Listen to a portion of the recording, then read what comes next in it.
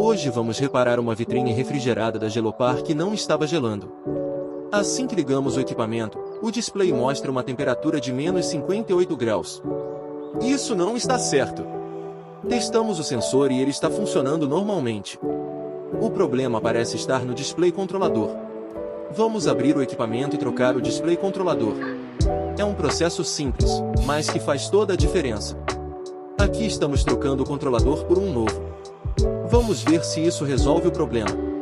A temperatura está começando a baixar e o display está mostrando a temperatura certa. Pronto, o reparo foi realizado com sucesso. Me segue e fique por dentro das novidades e dos próximos vídeos.